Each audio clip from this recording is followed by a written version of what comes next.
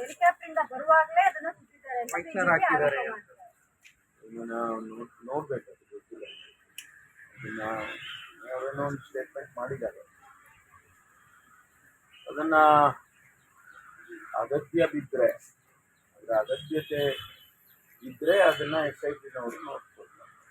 Investigation agencies ಏನಿದ್ದಾರೆ ಅವ್ರು ನೋಡ್ಕೊಳ್ತಾರೆ.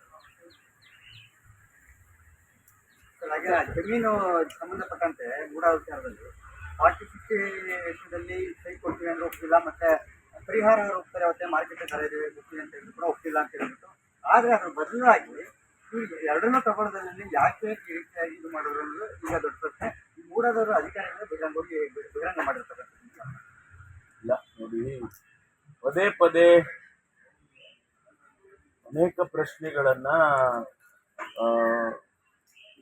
ಅನೇಕರು ತರ್ತಾ ಇದ್ದಾರೆ, ಮಾಧ್ಯಮದಲ್ಲಿ ತರ್ತಾ ಇದ್ದಾರೆ, ಬೇರೆ ಬೇರೆ ಹೇಳಿಕೆಗಳು ಕೊಡ್ತಾ ಇದ್ದಾರೆ. ಅದನ್ನೆಲ್ಲ ನಾವು ಯಾರು ಇನ್ವೆಸ್ಟಿಗೇಟಿಂಗ್ ಏಜೆನ್ಸಿ ಇದ್ದಾರೆ ಅವರು ನೋಡ್ತಾರೆ. ಅದೆಲ್ಲ ಏನೇ ಬಂದರೂ ಕೂಡ ಈಗಾಗಲೇ ದೇಸಾಯಿ ಅವರ ಕಮಿಷನ್ನು ಅವ್ರ ಕೆಲಸ ಪ್ರಾರಂಭ ಮಾಡಿದ್ದಾರೆ. ಇಂತಹ ಯಾವುದಾದ್ರೂ ಮಾಹಿತಿಗಳು ಜನಸಮುದಾಯದಲ್ಲಿ ಅಥವಾ ಮಾಧ್ಯಮದಲ್ಲಿ ಅವರಿಗೆ ಸಿಕ್ಕಿದ್ರೆ ಅದನ್ನ ಕಮಿಷನ್ ಮುಂದೆ ಹೇಳ್ಬೋದು. ಸಾರ್ವಜನಿಕವಾಗಿ ಹೇಳಿಕೆಗಳು ಕೊಟ್ಟು ಗೊಂದಲ ಸೃಷ್ಟಿ ಮಾಡುವ ಬದಲು ಕಮಿಷನ್ ಮುಂದೆನೇ ಹೇಳಲಿ ಅಲ್ಲ, ಅವರು ತನಿಖೆ ಮಾಡ್ತಾರೆ. ಈಗ ನಾವು ಸುಮ್ಮನೆ ಈಗ ನಾನೊಂದು ಹೇಳಿಕೆ ಕೊಡ್ತೇನೆ, ಇನ್ನೊಬ್ಬರು ಒಂದು ಹೇಳಿಕೆ ಕೊಡ್ತಾರೆ, ಈ ರೀತಿ ಕನ್ಫ್ಯೂಷನ್ ಮಾಡೋದ್ರ ಬದಲು ಕಮಿಷನ್ ಮುಂದೆ ಯಾರು ಬೇಕಾದರೂ ಹೋಗಿ ಸ್ಟೇಟ್ಮೆಂಟ್ಗಳು ಕೊಡ್ಬೋದು. ಅವ್ರು ಅದನ್ನು ಪರಿಶೀಲನೆ ಮಾಡ್ತಾರೆ.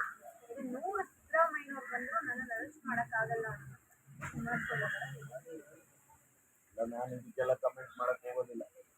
ಕಾನೂನಿನಲ್ಲಿ ಏನು ಮಾಡಬೇಕು ಅದನ್ನ ಯಾರಿಗೆ ಅರೆಸ್ಟ್ ಮಾಡಬೇಕು, ಕಾನೂನಿನಲ್ಲಿ ಅರೆಸ್ಟ್ ಮಾಡೋದಕ್ಕೆ ಅವಕಾಶಗಳಿದ್ದಾವೆ ಅಲ್ವಾ? ಈ ರೀತಿ 100 ಜನನೂ ಬೇಕಾಗಿಲ್ಲ, 200 ಜನನೂ ಬೇಕಾಗಿಲ್ಲ.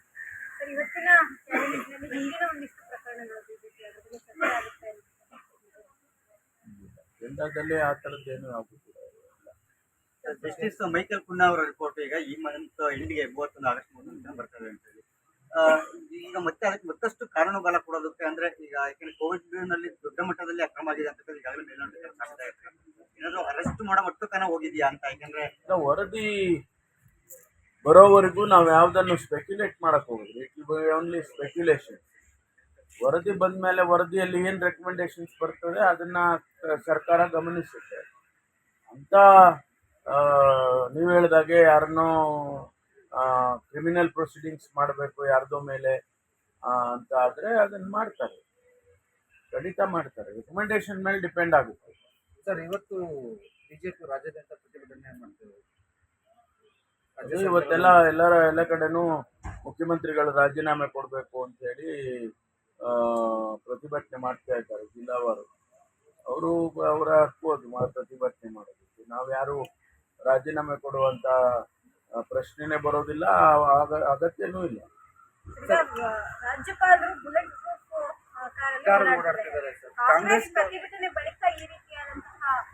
ಗೊತ್ತಿಲ್ಲ ಅವ್ರಿಗೆ ಏನು ಥ್ರೆಟ್ ಇದೆಯೋ ನಮ್ಗೆ ಗೊತ್ತಿಲ್ಲ.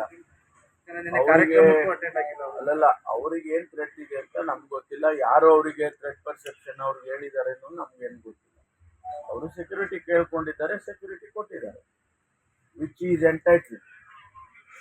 ರಾಜ್ಯದಲ್ಲಿ ರಾಜ್ಯಪಾಲರಿಗೆ ರಕ್ಷಣೆ ಇಲ್ಲ ಅಂತ ಹೇಳಿ ಬಿಜೆಪಿ ಅವರು ಆರೋಪ ಮಾಡ್ತಾರೆ. ರಕ್ಷಣೆ ಕೊಟ್ಟಿದೀವಲ್ಲ,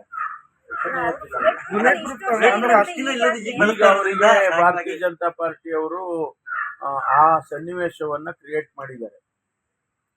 ಭಾರತೀಯ ಜನತಾ ಪಾರ್ಟಿಯವರ ಈ ಒಂದು ಆಕ್ಷನ್ಸ್ಗಳು ಅವರಿಗೆ ಅಂತ ಒಂದು ಪರಿಸ್ಥಿತಿ ತಗೊಂಡು ಗೊತ್ತಿಲ್ಲ. ನನ್ಗೇನು ಗೊತ್ತು ಅವ್ರಿಗೆ ಭಯ ಇರೋದು ನನ್ಗೇನ್ರಿ ಗೊತ್ತಾಗುತ್ತೆ. ಸರ್, ಈಗ ಐವನ್ ಡಿಸೋಜ್ ಅವರು ಒಂದು ಹೇಳಿಕೆಯನ್ನು ಕೊಟ್ಟಿದ್ರು, ಬಾಂಗ್ಲಾ ಮದರಲ್ಲಿ ರಾಜಭವನಕ್ಕೆ ನುಗ್ತೇವೆ ಕಾರ್ಯಕ್ರಮ ಹೇಳಿ ಆಯ್ತಲ್ಲ, ಅವ್ರಿಗೆ ಡೈರೆಕ್ಷನ್ಸ್ ಕೊಟ್ಟಿದ್ದಾರೆ. ಇವತ್ತು ಕೂಡ ಅವರ ಬಂಧನಕ್ಕೆ ಮತ್ತೆ ಆ ಅರ್ಥದಲ್ಲಿ ಹೇಳಿಲ್ಲ ಅಂತ ಹೇಳಿ ಇವತ್ತು ಕರೆಕ್ಷನ್ ಕೊಟ್ಟಿದ್ದಾರೆ. ಅದು ಅಲ್ಲಿಗೆ ಮುಗೀತು. ಇವತ್ತು ಪ್ರತಿಭಟನೆ ಕೂಡ ಮಾಡ್ತಿದ್ದಾರೆ ಬಿಜೆಪಿ ಅವರು. ಬಿಜೆಪಿ ಪ್ರತಿಭಟನೆ ಮಾಡಿದ ಕ್ಷಣಕ್ಕೆ ಎಲ್ಲವೂ ಬಹಳ ಇದು ಅಂತ ಹೇಳಕ್ಕಾಗುತ್ತೆ. ಅವರು ಇವತ್ತು ರಿಯಾಕ್ಷನ್ಸ್ ಕೊಟ್ಟಿದ್ದಾರೆ. ನಾನು ಆ ಅರ್ಥದಲ್ಲಿ ಹೇಳಲಿಲ್ಲ ಅಂತ ಹೇಳಿದ್ದಾರೆ, ಅವರೇ ಹೇಳಿದ್ದಾರೆ. ಐವನ್ ಡಿಸೋಜ ಅವರೇ ಹೇಳಿರುವಾಗ ಇನ್ನು ನಾವ್ಯಾಕೆ ಅದನ್ನ ಪೋಸ್ಟ್ ಮಾರ್ಟಮ್ ಮಾಡಬೇಕು? ಗ್ಯಾರಂಟಿ ನ್ಯೂಸ್, ಸುದ್ದಿ ಖಚಿತ, ನ್ಯಾಯ ನಿಶ್ಚಿತ.